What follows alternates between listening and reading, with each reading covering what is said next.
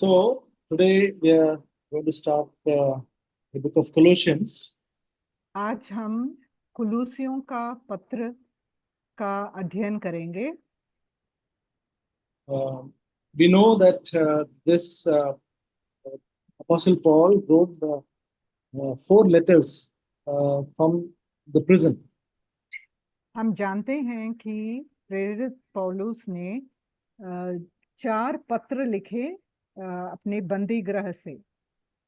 So they are Ephesians, Philippians, Colossians, and Philemon.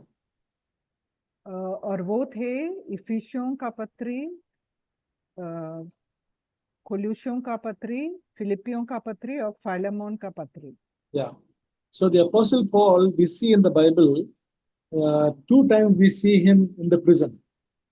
और 2 बार हम प्रेरित पौलुस को बंदी गृह में देख सकते हैं। Once when he was in prison in the place called Philippi, एक बार वो फिलिपी करके जगह में वो बंदी गृह में डाले गए। in Acts chapter 16, we find that he was imprisoned with Paul and Silas was in the prison. That was one time. और हम देखते हैं कि वो प्रेरितों के कार्य में हम 16वें अध्याय में देख सकते हैं कि साइलस के साथ वो बंदी गृह में डाले गए थे।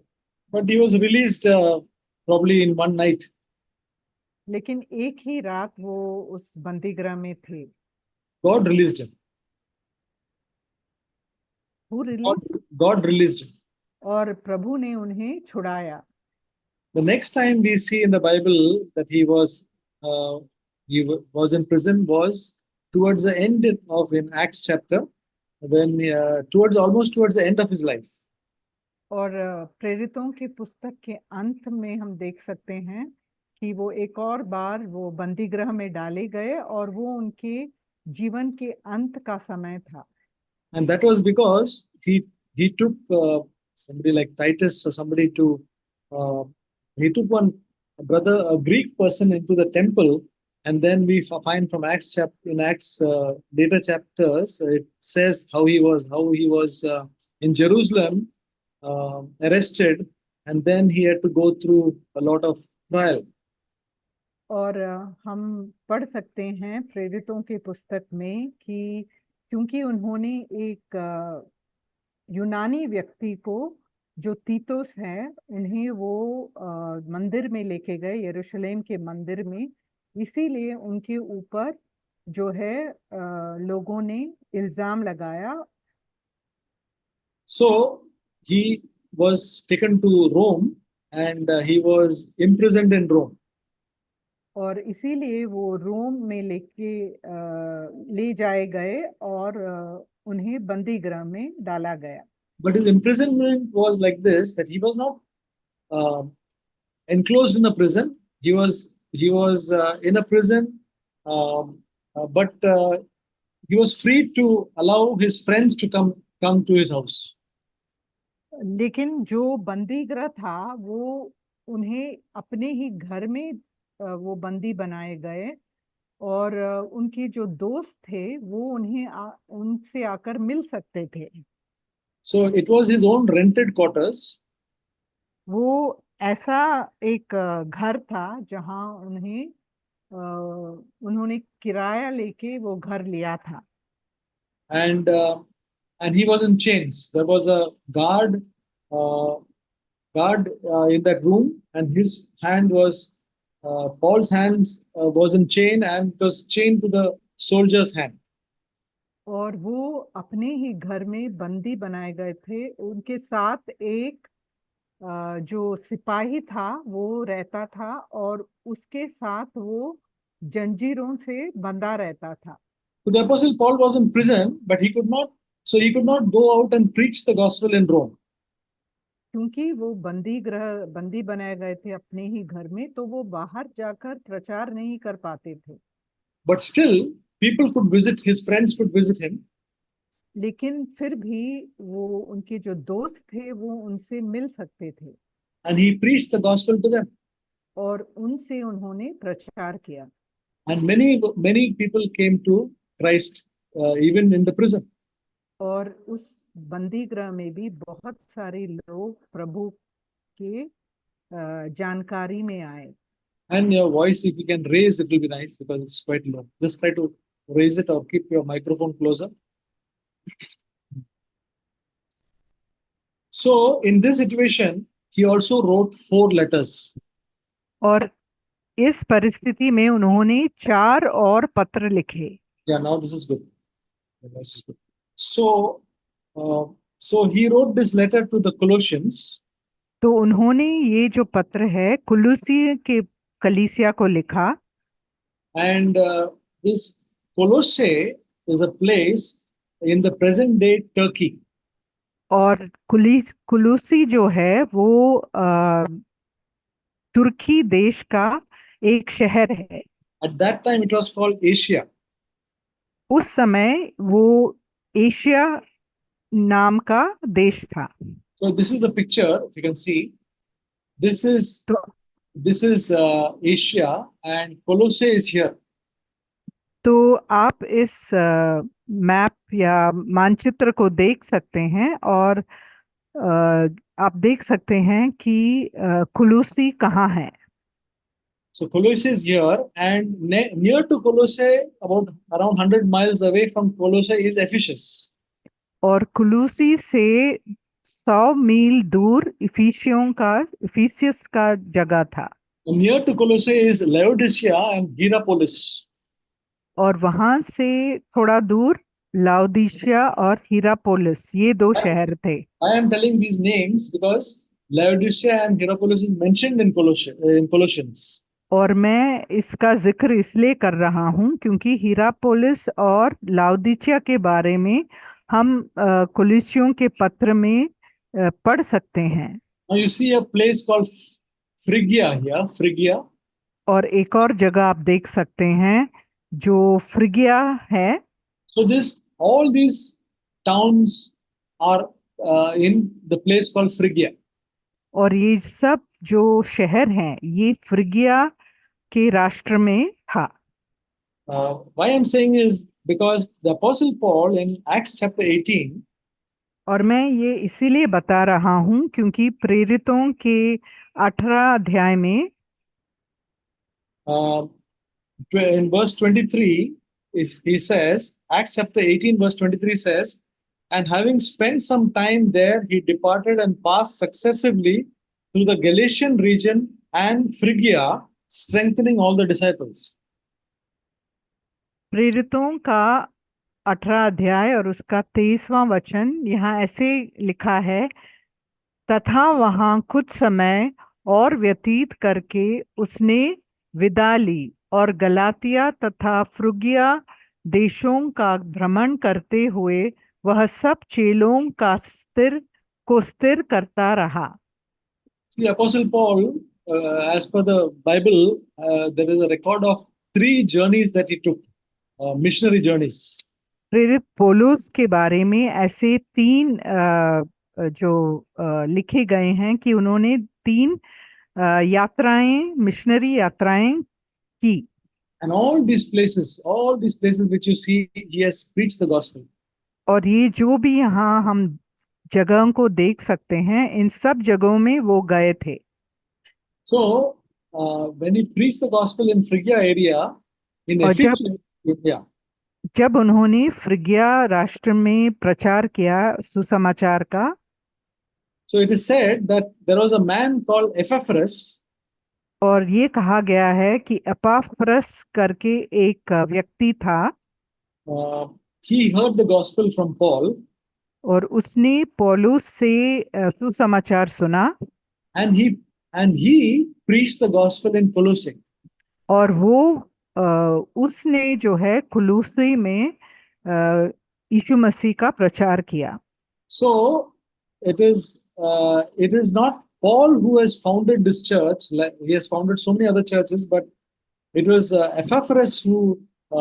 It is said that it is Epaphras who was the one who preached the gospel in Colossae, and the disciples came forth.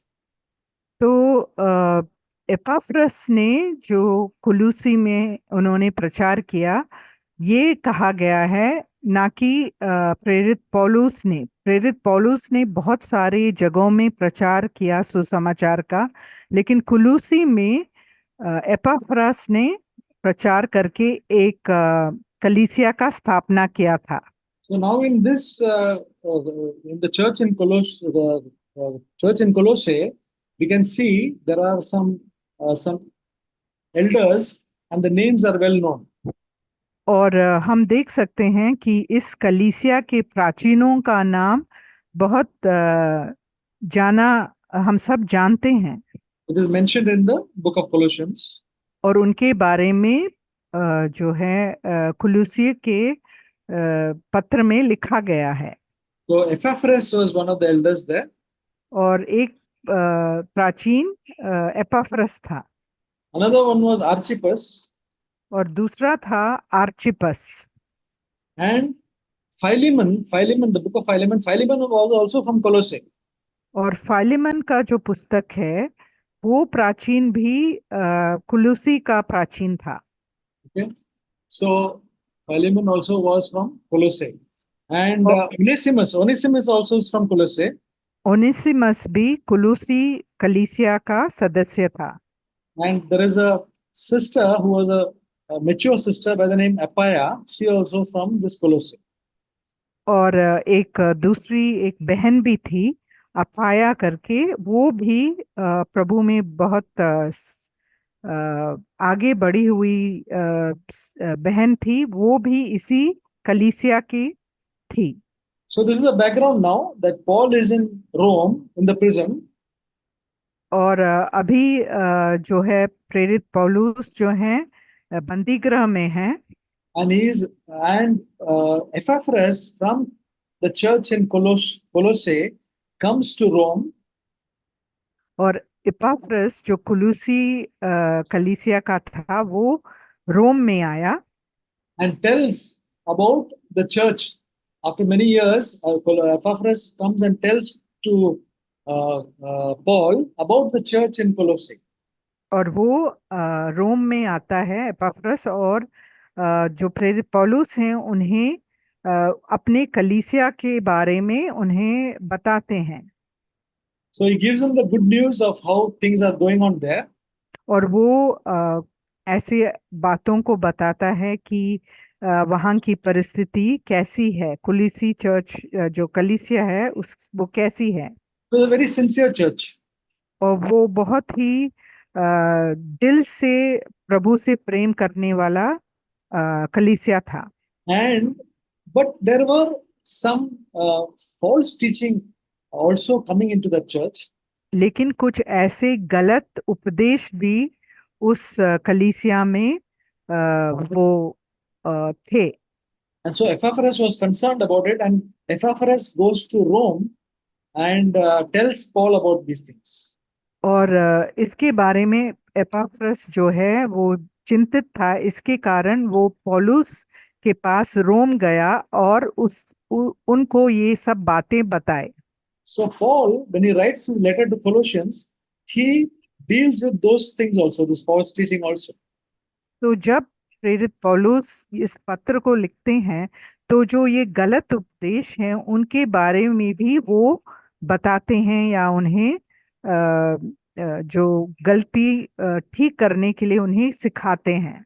See, all those false teachings we find it in chapter 2. He speaks about those false teaching corrects. He speaks about the correct things to correct the the teaching in chapter 2. और हम देखते हैं कि दूसरे अध्याय में वो सिखाते हैं कि कैसे इन गलतियों को ठीक किया जा सकता है। So now this is the background. तो ये है इसका background. So actually, I was not aware of this background and all unless and until I studied this thing. जब तक मैंने इसका अध्ययन नहीं किया मैं इन सब बातों से परिचित नहीं था। Yeah, refer to speakers, refer to commentary and all these things.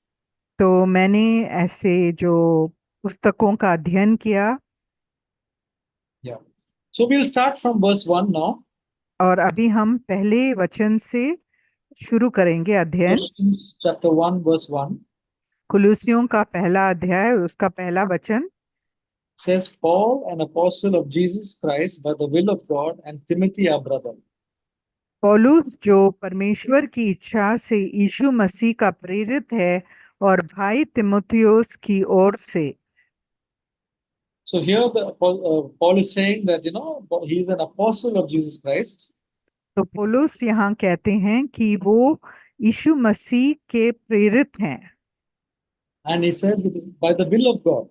और वो कहते हैं कि परमेश्वर की इच्छा से वो प्रेरित बनाए गए हैं। He didn't become an apostle by himself, वो खुद अपने ही इच्छा से प्रेरित नहीं बने, but it was God's will. लेकिन ये परमेश्वर की इच्छा के अनुसार था। Brothers and sisters, when we serve God, we serve God because of the will of God. जब हम परमेश्वर की सेवा करते हैं तो अपनी इच्छा से नहीं, लेकिन परमेश्वर के इच्छा के कारण हम सेवा करते हैं। We don't want to do what pleases us, but we want to do the will of God.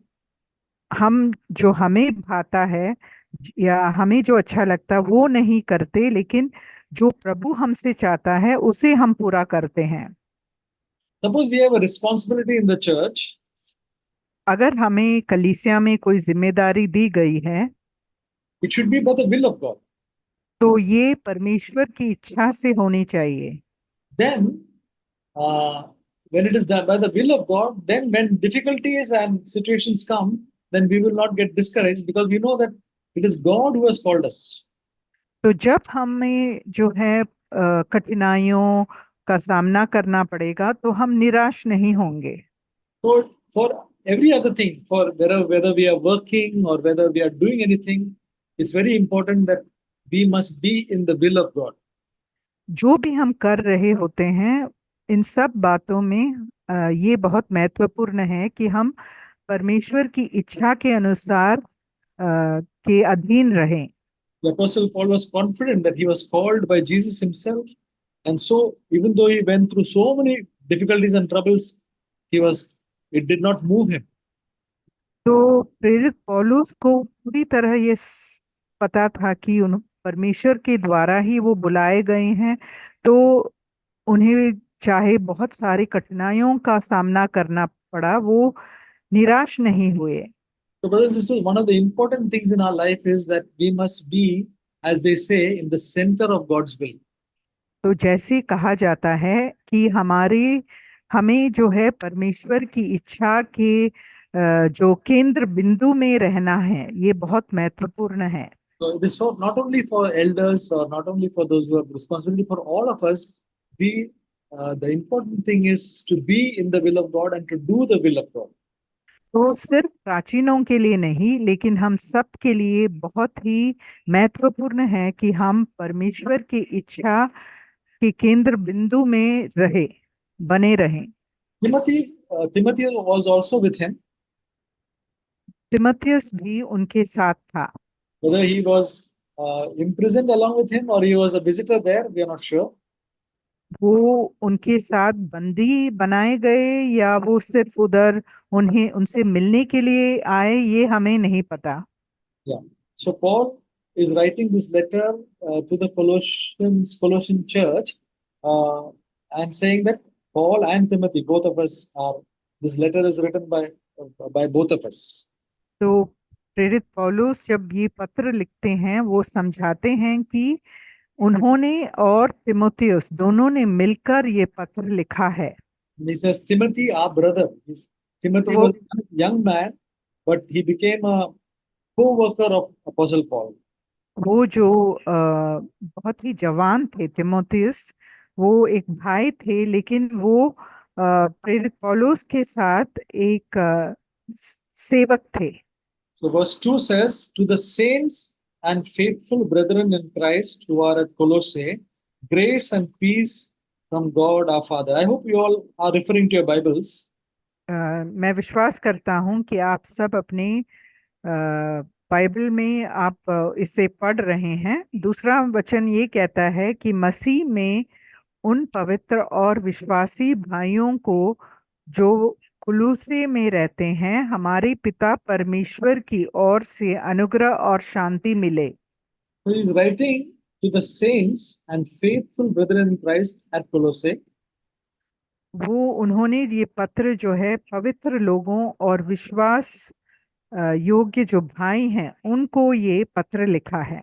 See, the meaning of saints is holy ones. पवित्र का मतलब है पवित्र जन, And the meaning of holy is set apart. और पवित्र का ये मतलब है कि अलग किए गए लोग। See, when we put our faith in Jesus Christ, what happens is we are set apart from this world uh, to be, and we are called saints. तो जब हम यीशु मसीह में विश्वास करते हैं तो हम इस संसार से अलग किए जाते हैं, और परमेश्वर की सेवा के लिए हम अलग किए गए हैं इस संसार से। So to all the saints and the faithful, the brethren who are faithful in the church at Colossae, और जो भी पवित्र और विश्वासी भाई हैं उन सब के लिए कुलीसी में जो ये पत्र लिखा गया है। so brothers and sisters in the church, we need to be that faithful people, not just believers, but being faithful believers in Christ. और ये बहुत ही महत्वपूर्ण है कि हम कलीसिया में विश्वास योग्य रहें, ना कि हम सिर्फ एक विश्वासी के रूप में। You should not be like just by name a believer, but we must be have that sincerity and faithfulness in our life. तो हमारे जीवन में परमेश्वर और कलीसिया के प्रति एक विश्वास योग्यता होनी चाहिए, सिर्फ नाम के लिए हम विश्वासी ना हो। So to them he is writing, to the faithful brethren he is writing, grace and peace from God our Father. ऐसे लोगों के प्रति प्रेरित पौलुस लिखते हैं कि हमारे पिता परमेश्वर की ओर से अनुग्रह और शांति मिले। So these are two things which he is wishing or he is praying, you can say, and blessing them that grace and peace be with you. और हम देखते हैं कि वो आशा करते हैं और उनकी प्रार्थना है कि परमेश्वर की ओर से उन्हें अनुग्रह और शांति मिले। So grace is a precious word for the Christians.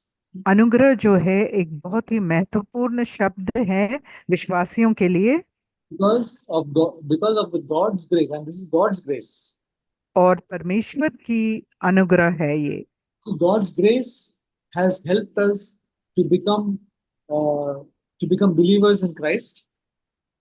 परमेश्वर के अनुग्रह के कारण हम यीशु मसीह में विश्वास कर पाए, So God's grace was so abundant that He forgave our sins. और इतनी अधिक जो है इतने अधिक अनुग्रह हमें मिला कि परमेश्वर हमारे जो पाप हैं उन्हें वो क्षमा कर पाए। And God's grace doesn't end there. God's grace is there for us to help us in our daily walk. और वहां पर जो है अनुग्रह समाप्त नहीं होता है, वो हमें आगे जाकर प्रभु के साथ चलने में हमें मदद भी करता है। Many times people think of the grace that which only forgives our sin.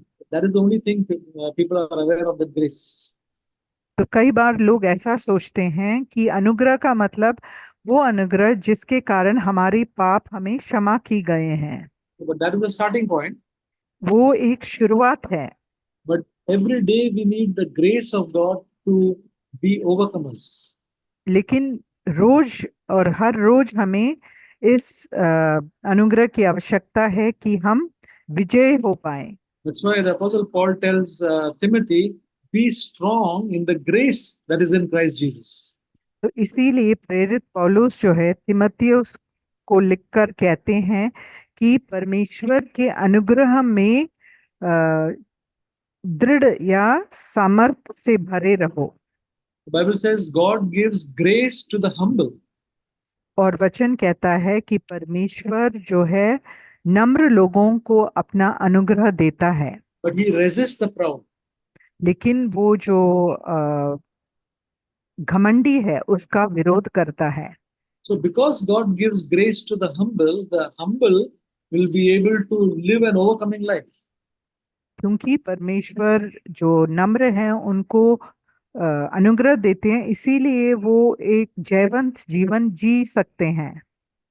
See, when we don't behave properly to our husband or wife or in the church, when we don't behave properly, we get angry and we speak so many things.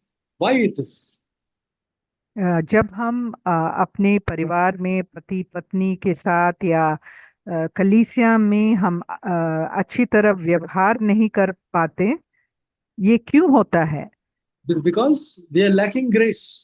क्योंकि हमारे ऊपर परमेश्वर का अनुग्रह नहीं है। Because we were not humble, we are क्यों- behaving that way. क्योंकि हम नम्र नहीं होते, इसीलिए हम ऐसा बर्ताव करते हैं। So grace is a very precious thing which we need daily in our life. तो अनुग्रह ऐसी बात है जो हमें रोज उसकी जरूरत पड़ती है। And then it says, and peace from God the Father. और फिर शांति मिले, ये कहा गया है। Peace is a very important thing in our life. शांति भी एक बहुत महत्वपूर्ण बात है हमारे जीवन में, And the peace comes because of God. और शांति हमें परमेश्वर से ही मिलती है। See, we may have everything in life, but if we don't have peace, it's a very difficult life. हमारे पास सब कुछ हो सकता है, लेकिन अगर हमारे पास शांति नहीं है तो जीवन ही बहुत कठिन हो जाता है। And if we may have not much things in life, but if we have peace, we are still, it is still much more wonderful. लेकिन अगर हमारे पास ज्यादा चीजें नहीं है, लेकिन अगर हमारे मन में शांति है तो जीवन जो है बहुत ही आसान हो जाता है। So this peace comes from our relationship with God. और ये जो शांति है, हमें अपने परमेश्वर के साथ जो रिश्ता है उससे हमें शांति मिलती है। Apostle Paul is saying that grace and peace from God our Father to be to you. हमारे पिता परमेश्वर की ओर से अनुग्रह और शांति मिले, ऐसा प्रेरित पौलुस कहते हैं। Verse 3 says, और तीसरा वचन कहता है, we give thanks to God the Father of our Lord Jesus Christ, praying always for you. हम तुम्हारे लिए सदैव प्रार्थना करते हुए अपने प्रभु यीशु मसीह के पिता परमेश्वर का धन्यवाद करते हैं। The Apostle Paul has not seen many of these Colossians because he did not found that church. क्योंकि प्रेरित पौलुस ने इस कलीसिया का स्थापना नहीं किया था, इसीलिए उन्होंने कलीसिया के सदस्यों से उनका मुलाकात नहीं हुआ था। But still, having heard from Epaphras, he is praying for all these people. लेकिन क्योंकि उन्होंने एपाफ्रस से इन भाइयों बहनों के बारे में सुना है, इसीलिए वो उनके बारे में वो प्रार्थना करते हैं। See, when we love the people of God, we will pray for them. जब हम जो परमेश्वर के लोगों से प्रेम करते हैं तो हम उनके लिए प्रार्थना भी करेंगे। So the Apostle Paul, he prayed for the people that he was speaking to, writing to, and preaching to. और इसीलिए हम देखते हैं कि प्रेरित पौलुस जिनको ये पत्र लिख रहे थे, जिनसे वो प्रचार करते थे और जिनको वो ये बातें बता रहे थे, उनके लिए वो प्रार्थना भी कर रहे थे। That's why God was able to speak through Apostle Paul to the people. इसीलिए परमेश्वर जो है इस जो प्रेरित के द्वारा अपने लोगों से वो बात कर पाए। Then verse 4 says, since we heard of your faith in Christ Jesus and love which you have for all the saints. और चौथा वचन, क्योंकि हमने मसीह यीशु में तुम्हारे विश्वास और सब पवित्र लोगों के प्रति तुम्हारे प्रेम के विषय में सुना है। So the Apostle Paul has only heard through Epaphras about their faith and their love. और इपाफ्रस के द्वारा उन्होंने सिर्फ इनके प्रेम जो मसीह के प्रति और जो अन्य पवित्र लोगों के प्रति जो उनके दिल में प्रेम है, उनके बारे में उन्होंने सिर्फ सुना है। The faith in Jesus Christ is a very important thing. और मसीह के प्रति जो विश्वास है वो बहुत ही महत्वपूर्ण है। Faith in the in the believer's life is a very important thing. विश्वासियों के जीवन में विश्वास जो है बहुत ही महत्वपूर्ण बात है। Because of faith only we can progress from faith to faith. तो विश्वास से ही हम आगे बढ़ सकते हैं और हम प्रगति कर पाएंगे। And our faith will be tested many times. और हमारे ये जो विश्वास है वो परखा जाएगा। Difficult circumstances will come. और कठिन परिस्थितियां आएंगी। That time our faith should stand. तो हमें ऐसी परिस्थिति में अटल रहना है। And when our faith is tested by difficult situations, then that faith is a very precious faith. और जब हमारी जो विश्वास है वो कठिन परिस्थितियों के द्वारा जो परखा जाएगा, ऐसा विश्वास जो है एक दृढ़ और मजबूत विश्वास होगा। Along with faith, another thing, love should also be there. और विश्वास के साथ प्रेम होना भी बहुत जरूरी है। The Bible we see always faith and love which are in Christ. और हमेशा हम पवित्र शास्त्र में देखते हैं कि जो विश्वास और उसके साथ प्रेम होना चाहिए, ये कहा गया है। Now, as faith is important, love is very important. जिस प्रकार विश्वास महत्वपूर्ण है, वैसा प्रेम भी महत्वपूर्ण है।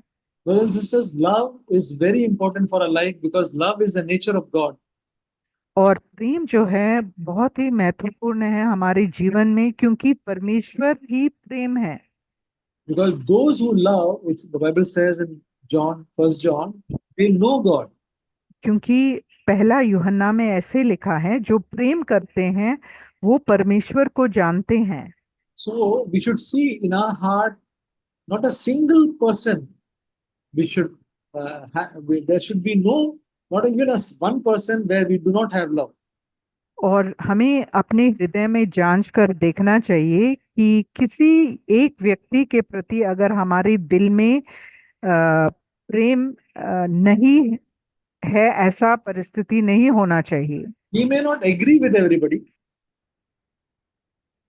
हम सबके साथ जो है We may not agree with everybody. हमारा जो है दृष्टिकोण एक जैसा नहीं हो सकता है। And people may not cooperate with us. और लोग हमारे साथ हर चीज में एक साथ हमारे साथ काम। So love is very much important. तो प्रेम बहुत ही महत्वपूर्ण बात है। The faith and love, and which he's telling that faith and love which you have for all the saints. और यहाँ कहा गया है कि विश्वास और प्रेम जो सभी पवित्र लोगों के प्रति तुम्हारे दिल में है। So brothers and sisters, we should have love for all the saints, not only from our church. और सभी पवित्र लोगों के साथ हमें प्रेम रखना चाहिए, सिर्फ उन्हीं लोगों के साथ नहीं जो हमारे कलीसिया के हैं। There are believers in other church. There should be a love within our hearts for them. और अलग अलग कलीसियाओं में भी, दूसरे कलीसियाओं में भी लोग होते हैं, तो उनके साथ भी हमें प्रेम हमारे दिल में उनके प्रति होना चाहिए। So this was what the Apostle Paul said, that this Colossians had love for all the saints. तो इसी बात को प्रेरित पौलुस कहते हैं कि कुलुसियों के दिल में ऐसा प्रेम था। Yeah, then verse 5 says, because of the hope laid up for you in heaven, which you previously heard in the word of the truth, the gospel. और 5वां वचन, यह उस आशा के कारण है जो तुम्हारे लिए स्वर्ग में रखी हुई है, जिसके विषय में तुम पहले ही सत्य वचन अर्थात उस सुसमाचार में सुन चुके हो। So here he is speaking about three things: faith, love, and hope. और यहाँ वो 3 बातों के बारे में समझा रहे हैं, वो है आशा, प्रेम और विश्वास। These three things we read in Corinthians. It speaks about faith, hope, and love. और इन तीनों बातों के बारे में हम कुरिन्थियों के लेख में भी पढ़ सकते हैं। वो है विश्वास, प्रेम और So now here he's speaking about hope, the hope. Can you repeat? Now he's speaking about the hope. और अभी वो आशा के बारे में कह रहे हैं। So the hope in the Christian life is such a important thing also. आशा भी एक बहुत ही महत्वपूर्ण बात है मसीही जीवन में। It is not like the hope that we talk in English, when we say, I hope I will be able to catch the train. It's not that sort of hope. और जो अंग्रेजी में जो होप वाक्य का प्रयोग होता है कि मुझे ऐसा होप है कि मैं बस पकड़ पाऊंगा, ऐसा होप नहीं है, I hope Asha it will, नहीं है। I hope it will not rain. और मैं आशा करता हूं कि आज बारिश नहीं होगा। So we cannot say, I hope I will go to heaven. हम ऐसे नहीं कह सकते कि मेरी आशा है कि शायद मैं स्वर्ग तक पहुंच पाऊं। That is not the way that I hope I will go to heaven. ये ऐसा हम नहीं कहें कि मेरी आशा है कि मैं स्वर्ग तक पहुंच पाऊं। What we have to say is, I know I'll go to heaven. हमें ऐसे ही कहना है कि मैं जानता हूं कि मैं स्वर्ग में पहुंचूंगा। By the grace of God, I can say that.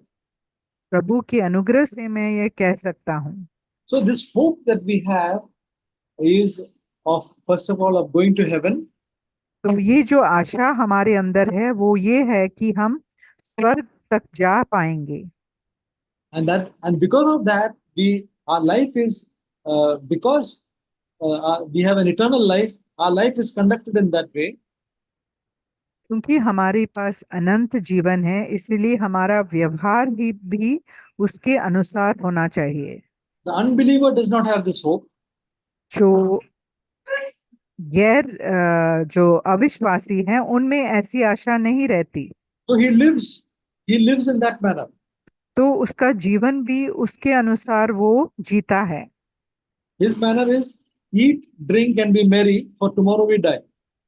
और उसका कहना ऐसा है कि खाओ पियो और मौज करो क्योंकि कल हमें मरना है। So we have this hope of seeing Jesus. लेकिन हमारे अंदर ये आशा है कि हम यीशु को देखेंगे। Apostle Paul had that always. He says, "Come, Lord Jesus, I want to see you. You come, or I want to be with you." प्रेरित पौलुस हमेशा कहा करते थे कि प्रभु यीशु आप आइए क्योंकि मैं आपको देखना चाहता हूँ। So the Bible says, "He who has this hope fixed on him purifies himself just as he is pure." तो वचन में ऐसे कहा गया है कि जिसके अंदर ऐसी आशा है तो वो अपने आप को पवित्र करता रहता है। So suppose we say, "Yes, I have a hope of seeing Jesus or going to heaven." तो अगर हम ऐसे कहते हैं कि मुझे ये आशा है कि मैं स्वर्ग में जाऊंगा या यीशु मसीह को देखूंगा, Then we read 1 John chapter 3, तो हम पहला यूहन्ना 3 अध्याय पढ़ेंगे verse 3. और 3 अध्याय और उसका 3 वचन। And everyone who has this hope fixed in him purifies himself just as he is pure. पहला यूहन्ना 3 अध्याय और उसका 3 वचन। Yeah. And everyone who has this hope fixed on him purifies himself just as he is pure. प्रत्येक जो उस पर ऐसी आशा रखता है वो अपने आप को वैसा ही पवित्र करता है जैसा कि वो पवित्र है। So, brothers and sisters, this is something which has encouraged my own life, and I pray for each one of us that this is the thing which will will guide us. That we, in our life, as we look forward to being with Him, we purify ourselves by the grace of God to become more like Jesus. तो ये एक ऐसी बात है जिसने मुझे बहुत प्रोत्साहन दिया है और मैं विश्वास करता हूँ कि आप सबके लिए भी एक ये एक प्रोत्साहन की बात बन जाएगी, और ये जो बात है आपके लिए एक मार्गदर्शन के दर्शक के रूप में आपके जीवन में अधिक पवित्रता आने के लिए आपको मदद करेगा। Verse 6 says, which और has, verse 6 says in Colossians, which और has come to you just as in all the world, also it is constantly bearing fruit and increasing, even as it has been doing in you also since the day you heard of it and understood the grace of God in truth. और छठवां वचन, जो तुम्हारे पास पहुंचा है और जिस प्रकार वह सारी जगत में निरंतर फल लाता और बढ़ता जा रहा है, उसी प्रकार जिस दिन से तुमने उसे सुना और सच्चाई से परमेश्वर के अनुग्रह को समझा, यह तुम में भी कार्य करता जा रहा है। So, this gospel, when it comes to the Apostle Paul is saying the gospel has come into this to all the world. That means in the world और at that time, the inhabited world at that time, the gospel had spread. तो प्रेरित पौलुस यहाँ कहते हैं कि तुम्हारे पास ये जो सुसमाचार है वो पहुंचा है, और सारे संसार में भी उस समय के जो जो दुनिया था उस सारी जगत में जो सुसमाचार फैल चुका था। So the disciples were so faithful that in that inhabited world at that time, the gospel spread in all the places. तो जो विश्वासी थे वो इतने विश्वास योग्यता से कार्य करते थे कि उस समय के जगत में जो सुसमाचार वो निरंतर फैल रहा था और बढ़ता जा रहा था। And when the gospel, when the pure gospel comes, brothers and sisters, it does something. और जब वो शुद्ध जो सुसमाचार है जब वो फैलता है तो वो कुछ फल लाता है। It it constantly bearing fruit. वो हमेशा फल लाता रहता है। The fruit of the Spirit, the fruit of God, it constantly bears in our life and it is increasing. और वो जो आत्मा का फल है वो हमारे अंदर वो बढ़ता जाएगा। See, when we hear uh, the church or when we are reading the Word of God, when we are getting the true gospel, it will produce a fruit in our life. जब हम सच्चे सुसमाचार को सुनेंगे और कलीसिया में हम जाएंगे तो जो वचन है उसके द्वारा हमारा जो फल है आत्मा का फल जो है वो बढ़ता जाएगा। But our heart should be having a good soil. लेकिन हमारी जो हृदय है उसमें एक अच्छा जो मिट्टी होना चाहिए जिसमें जो बीज है वो बोया जा सकता है। Then there will always be fruit will be increasing in our life. तो जो फल है वो निरंतर हमारे अंदर बढ़ता जाएगा।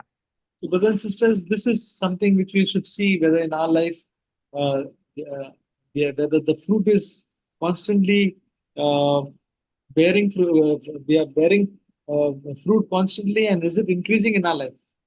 तो हमें अपने आप को जांच कर देखना चाहिए कि क्या हमारे दिल में ऐसा जो फल जो है वो बढ़ रहा है और वो उसमें हम आगे बढ़ रहे हैं।